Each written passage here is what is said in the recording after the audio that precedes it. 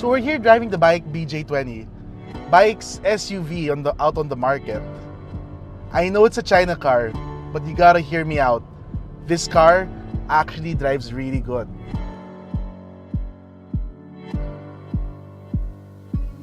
BAIC as a company actually is a joint venture between them and Mercedes-Benz and Hyundai, which means that the technologies that these top brands get, BAIC gets them too.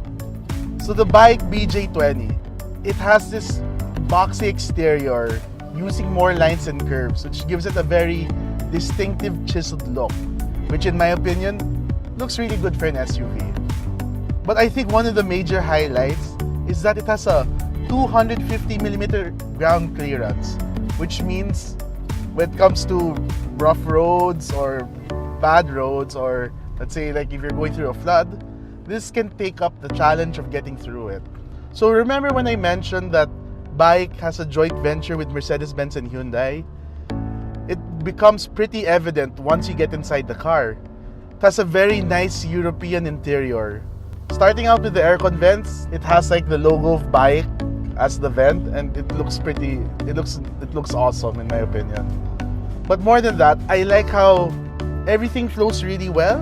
You have like the push start down here, very European, and this car even comes with electronic handbrake and brake hold, which I think is a nice addition. And the gauges here, they're really, really nice and monochromatic, keeping the design simple and elegant. Even this carbon fiber looking panels, it looks good. It's nothing tacky. Like, you can see that when BAIC put this car together, like they had a certain taste that they were going for, and I think they accomplished it pretty well. So right now we're driving the standard trim.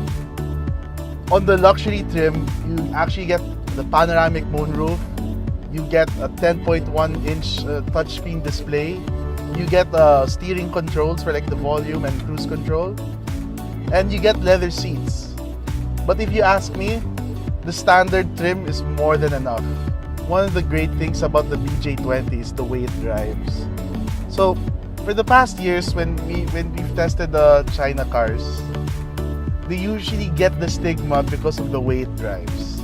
The way they usually drive before is that you always had to compensate its lack of something so that it drives, like it feels good.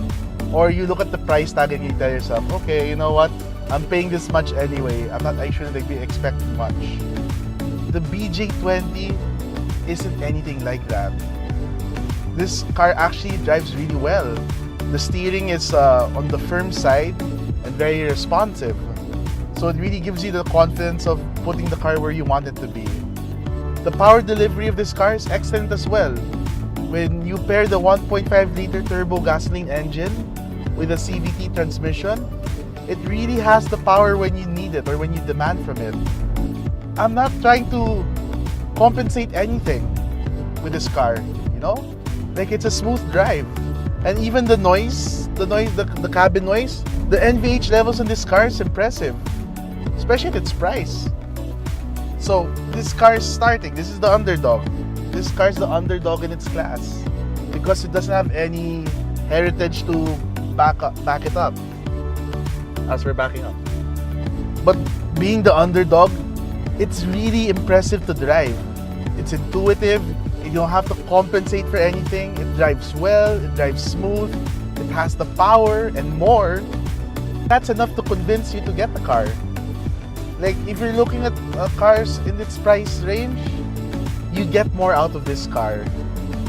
You have to test drive this car.